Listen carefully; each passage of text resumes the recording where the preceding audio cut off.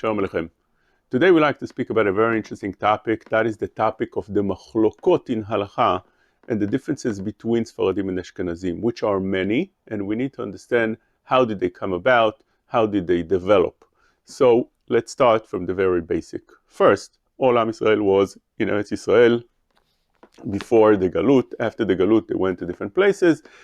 Eventually, with all the Galuyot, they ended up in two main places, in Spain and in Europe.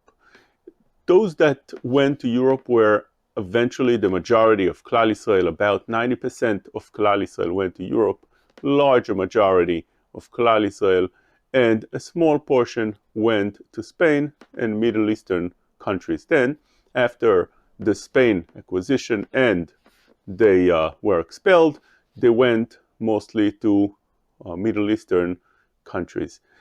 Then, at that time, there were giants of Torah in different places, ended up to be also in Tzefat, in Eretz Yisrael.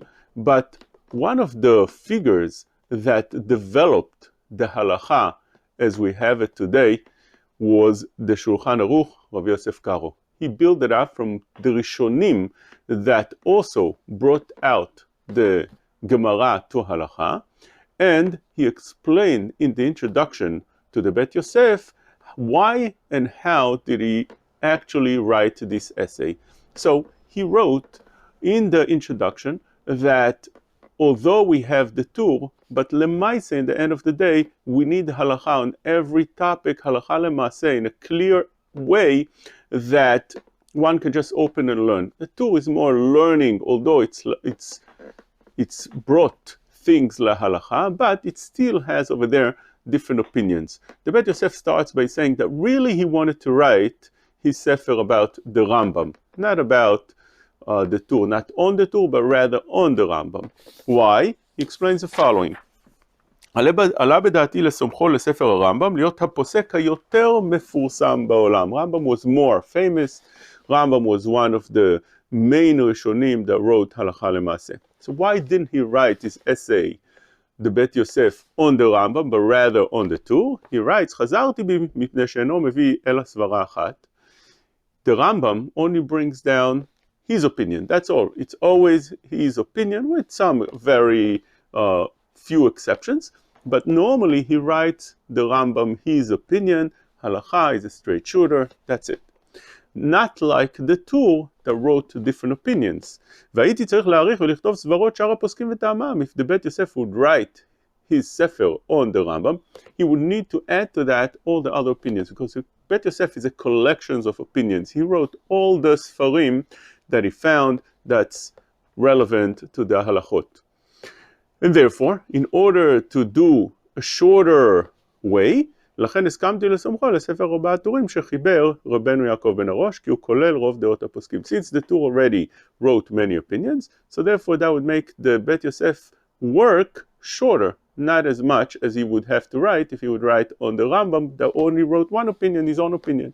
Over here, the Tur collected various opinions already, so Bet Yosef would have an easier time writing less opinions. Still, he wrote on the Tur, and he explains that whatever he wrote over here, he elaborated on in order to see if that's la halacha or not. Also, what's the source? זה משפט הספר, מעשהו לבאר הדין שכתב בעל הטור, אם הוא משנה, would write, says the Bet Yosef, if what the Tur writes is sourced from the Mishnah, the Braita, Tosefta, is it from the Bavli, is it from the Yerushalmi, and so on and so forth. Is it accepted opinion? Maybe there's those that argue whether it is in the Gemara arguments or in the Rishonim, and so on and so forth. And sometimes the Tur would have words that are difficult to understand, so those difficulties would be elaborated, and the Bet Yosef would include that in his work.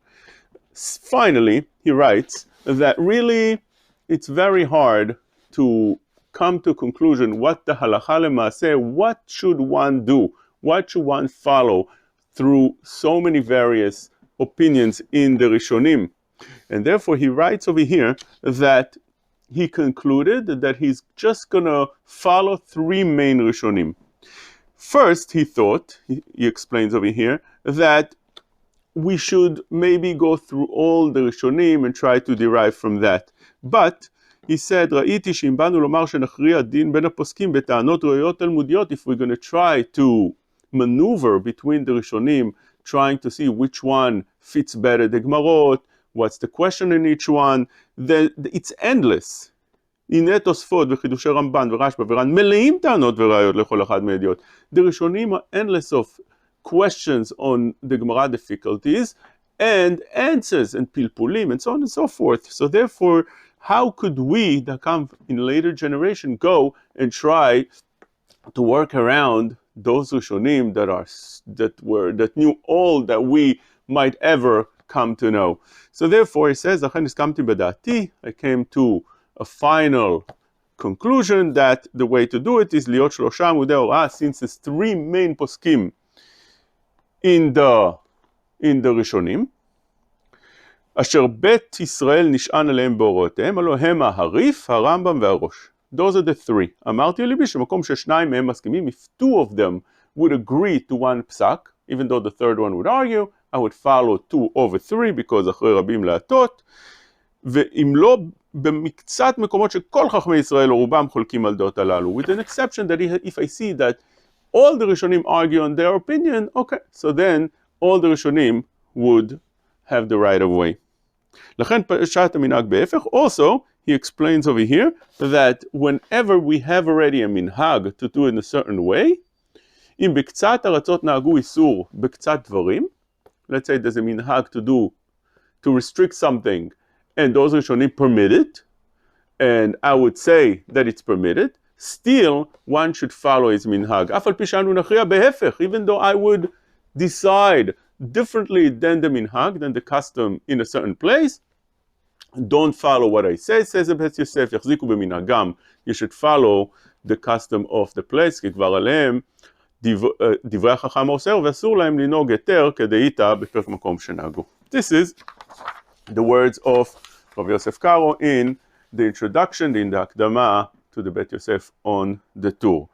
But we have over here the Rema that wrote the same essay, more or less, as the Bet Yosef on the same time that the Bet Yosef was writing, and the Bet Yosef was Zoche min hashamayim, he merited to write his Sefer, Shulchan Aruch, before the Rema had the chance.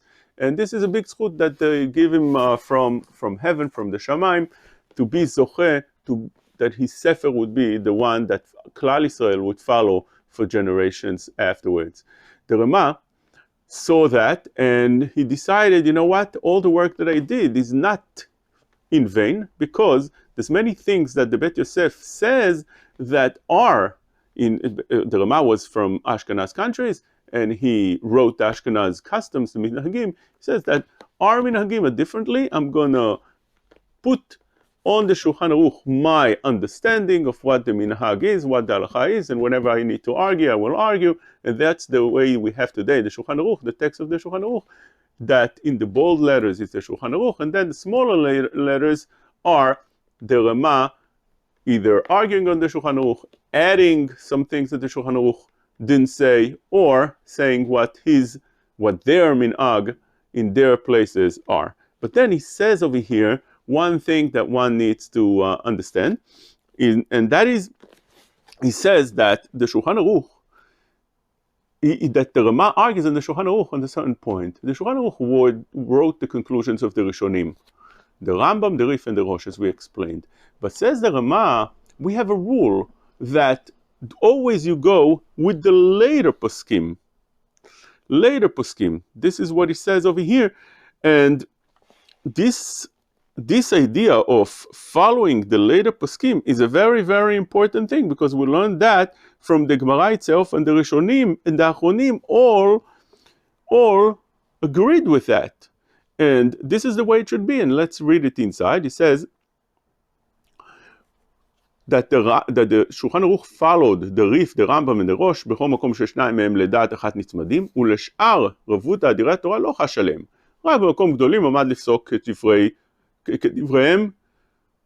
כדברי גדולים עמד לפסוק הלכה כדברי שניהם, ואף כי הם קמאי ולא בתראי, even though those Rishonim that we mentioned, the Rif, the Rambam, and the Rosh, are Rishonim, the first, not Batrai, not later.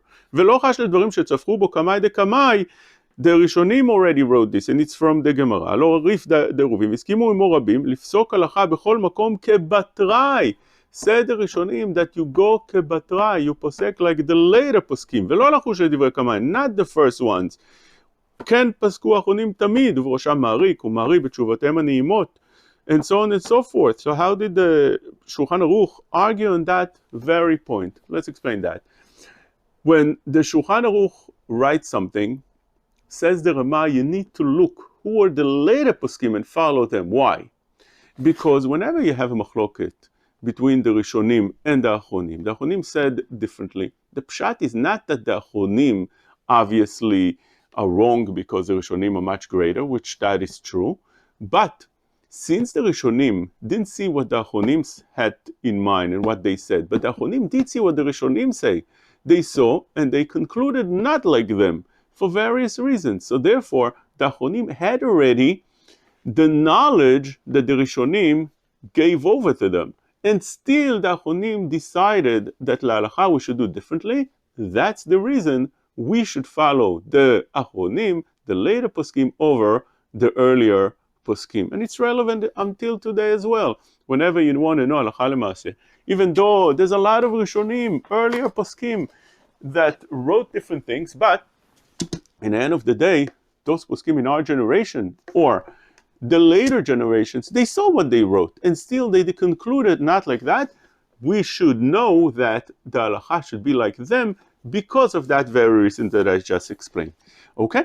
So there's another point over here that's very interesting that Rav Moshe Feinstein explains in Even HaEzer Chelek Dalet Siman Pei Gimel, and he over there elaborates of why the Shulchan Aruch and the Rama argued. What was the source of the arguments? When you learn the Rishonim, there's many different Rishonim. You start off with the Gemara, you learn with that Rashi, and then Tosfot, and then you look in the back, you look at the Rosh, and the Rif, and the Ran, and the Nimukei Yosef, and you take a look at other Rishonim as well, in the Sephardim, Ritba, Ramban, Rashba, Ran, and so on and so forth. There's many Rishonim. There's a lot of Rishonim. That's what they learn. That's how they learn in yeshivot. They learn what the Gemara says, and they go to dwell in the Rishonim as well, and then from there they go into the Achronim. But when you do that, which ones spoke what they said lehalacha, and which didn't go lehalacha? Just they asked question in the Gemara, and they wanted to explain the Gemara. They saw the things that are difficult in the Gemara, and they explained it. They said different ideas, but it wasn't geared lehalacha totally, although they said some things lehalacha, but it wasn't geared lehalacha. That wasn't their work. Do we say we follow what they conclude, or since their main work was pilpulim on the Gemara, explaining the Gemara, we don't follow their work? Says Moshe Feinstein that was the machloket to Shulchan Aruch and the Rama. Shulchan Aruch held that we have to learn the Rambam, the Rif, and the Rosh lehalacha and nobody else. Why? Because they said simple psak lehalacha without going into questions, answers, without going into pilpulim. Just this is the halacha. They told us exactly what to do, and therefore it's easy to understand to some level and to take it halacha l'maaseh. Unlike the other Rishonim that we spoke about, like let's say the Ritva. The Ritva, you take a look, and it's lengthy, and he goes into explanation, and he goes into questions and answers, and he asks from the Gemarot in other places, and from Yerushalmi, and then he answers them. It's not geared totally lehalacha. It's also harder to understand it lehalacha, and therefore says Rav Moshe that Shulchan Aruch held that this we don't follow lehalacha, and on that point the Rama argued, said no, all the Rishonim are geared lehalacha, and therefore we need to follow all of them halacha l'maaseh. We need to know that there's also a third opinion over here. The Maharshal in Yam Shel Shlomo in the Akdama to Bava Kama, he goes to argue on the Bet Yosef idea that we follow 2 over 3. Also, the Bet Yosef held that the Rambam was the greater Rishon, and the Marshal, argues that it's Tosfot that was greater, but that's for a different topic. Let's see what Moshe wrote. I'm reading Moshe right now. כשכוונתו, the intention of the Bet Yosef, פשוטה, שכל רבותינו לא אמרו פסק הלכה ברורה. All the Rishonim did not speak very straight להלכה. They didn't say simple halacha, except those three poskim that I just mentioned. אלא פלפלו בבירור הדברים, להקשות ולהביא ראיות זה לזה או לזה. They were מפלפל, they brought proofs here and proofs there, שמצד העיון עוד בראיות וקושיות, אין מי שערב ליבו להכריע בזה. לכן, הסכים, the בית יוסף agreed, שיפסוק רק בשניים מתוך השלושה שהם אמרו דין ברור להלכה פסוקה. שולחן ערוך agreed that we follow 2 over 3 because they spoke simple with a simple הלכה למעשה. היינו משום שיש לסמוך יותר על אלו שכל כוונתם, all those three ראשונים, intention was להעמיד דין ברור, they just spoke in order to give us a straight out הלכה, and not like all the other ראשונים. לא על גדולי עולם שהייתה כוונתם רק לברר בקושיה וראיות, השיטות שבכל שיטה ושיטה הם דברי אלוקים חיים, שלא ירדו כל כך להכריע, אף שבדבריהם ממש מה שהכריעו. all the other ראשונים, they were מפלפל, they didn't come geared להלכה, as we explained before. וגם הרבה מספרי הוראה כהסמק והגור, קיצרו הרבה.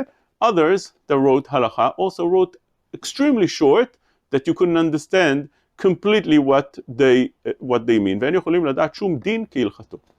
הרמ"א, פליג עליו בזה, רמ"א argued on that idea, שאף בעלי התוספות וכן שאר גדולי עולם, all the פוסקים, all the ראשונים, תוספות and other ראשונים as well, אף שעיקר דבריהם הם לבאר או לפרש, although they meant to explain the גמרא, הם שיטה גם להוראה. They come towards the halacha as well as we explained, and therefore, although that wasn't their main work, but the halacha they said should be also included.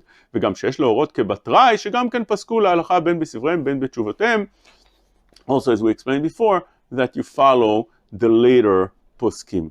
This is his understanding. It's very interesting that that's the way the Ramoshe saw it in the Machloket, Rema, and the Shulchan Aruch. So now we have a little bit of understanding where this halachot started from, how did they come about, how did they continue to later generations, but then towards the Achronim we found something interesting, and that is the psakim of the Achronim also differ between countries that are from Europe and those that from Sephardic countries. Why is that? Why is it different that when you open, for instance, a tshuva in Chacham Ovadia Sefer, and not only Chacham Ovadia, but this is the way of the Poskim Sephardim, it's lengthy with many different opinions. He brings over there many different opinions and he elaborates on them, but it's extremely lengthy, unlike things, tshuvot, that you find from more Ashkenazi countries that are some short without much poskim, rather few, or even those that are lengthy, they use much more svarot, much more different, and their understanding, they put it into the sugya. And you see that, for instance, in Rav Moshe, that he writes a tshuva, he writes main poskim, main rishonim, the Shulchan Aruch, the Rema, and the Nosei Kelim on the Shulchan Aruch, the Magen Avraham, and so on, but he writes a lot of his understanding, his svarot, his wisdom he puts into it. It's very different, structured, the two psakim. So the Ben Ish Chai, in his introduction to Raf Ba'alim, explains and says that the poskim Ashkenazim their way is not to open up all the Sfarim and try to see what others write. As a poskim Sfaradim, that's how it comes out from. This is the understanding of what he says, is that by Sfaradim they would open up much more Sfarim in order to see maybe they missed something, maybe there's something that they didn't think about, maybe there's a different angle to look at things, and therefore they would collect a lot of different Sfarim and write them in their tshuvot. This is how he writes, I'm reading. יש שאין דרכם לטור ולדרוש בספרי האחרונים בכל עניין אשר יבוא לפניהם. Whenever they want to write, whenever a posek wants to write a psak, a tshuva, a responsa. He would not go, and Darkam Latur Velidosh, he would not go to search a lot of different Sfarim Achronim. He would not do that. Ela, ponim dafka al divrei poskim rishonim, he would open up the Rishonim, those that are earlier poskim from 500 years ago and before, וכותבים מה שנראה באותו עניין לפי הכרעת דעתם וסברתם. They would write what they think the halacha should be according to those Rishonim, according to their understanding, and put their סברות, their understanding in the פסק. כאשר תשיג ידם באותו עניין, לקיים מה שנאמר, כי תשב מלחום את מושל, בין תבין את אשר לפניך. says the בן איש חי, ודרך זה מתנהגים על הרוב גאוני אשכנז. This is the custom of פוסקי גאוני Ashkenaz, unlike the Sephardim, that he goes in length over there, and he also sides with that way, that would open up much more Sephardim in order to understand what they would, how they would look at the halacha. Now, that's another way of different countries. They didn't have much connection at the time. It's not like today that the whole world became a small world and everybody's connected and you can speak to a person in the other world right away. Back then, if you would want to say something to somebody, you would have to send him a letter. You would get it months after. You get a response a year later. It wasn't simple to communicate, and therefore, in different countries, they had different ways of doing things. Today already, many of those things faded because, like I said, it's a small world and everybody's mingled together, everybody lives together. Even Ashkenazim and Sephardim, there's no difference between them anymore. They all live together in the same cities and they go to the same schools and they very much, they marry each other, and therefore it's already a second, third generation. The children are already half Ashkenaz, half Sephardi. There's no difference between them. There's only difference that you'll find is that you have Sephardi shul, Ashkenaz shul, Sephardi Sidur, and Ashkenaz Sidur, and Nosach Tfilah. But besides that, almost everything is not the same. It used to be that the food was different, the language was different, the looks were different, the clothing was different. Today, everything is almost the same except the minhagim in the tefillah, and almost nothing more than that. But back then it wasn't like that, and therefore this halachot came about in such a way. Now there's also a third aspect that we spoke in other shiurim as well, and that is the way Sephardim look at Kabbalah. That is so different the way the Ashkenazim look at Kabbalah. We spoke about this in length, and we said that according to the Shulchan Aruch, the Zohar overrides the psakim of the poskim. The only one that's on top of the Zohar is the Gemara. If the Gemara says something, then we follow the Gemara over the Zohar. But whenever the Zohar argues with any other poskim, pashtanim, rishonim, achronim, whatever it is, even if there's a minhag to do a certain way, the Zohar overrides that. The Zohar would push that away, not only the Zohar, also the Arizal and the Mekubalim. If the Mekubalim to say to do something, and there's a minhag, there's a custom to do otherwise, Shulchan Aruch told us you follow the custom. But when it comes to the Zohar, Zohar overrides everything, or the Mekubalim override everything. We spoke about this in other shiurim as well. The Bet Yosef writes in Siman Kuf Mem Aleph, Lo shavkinan divrei Zohar mipnei divrei poskim. We don't abandon the Zohar if the poskim say differently than the Zohar. We follow the Zohar over the poskim. It's more important. And it's the reminder that Darkei Moshe argues in him on there and says, אין לזוז מדברי הפוסקים, אף אם היו דברי הזוהר חולקים עליהם. כן, נראה לי דלא כבית יוסף. The Darkei Moshe, the Rama says that we follow the poskim, pashtanim, the poskim over the Zohar, even over the Zohar, unlike the Bet Yosef. And this idea is repeated a few times in the Sefer Bet Yosef and the Darkei Moshe, that they keep on arguing on that very point, and there's length on that as well that we spoke in other shiurim as well, one could see. But those are three main things that one should consider it. When you see a machloket, you'll get a better understanding, although there's many other points as well. But those are three main points that structured and formed the halacha of the Sephardim and the Ashkenazim the way it did. Thank you for listening.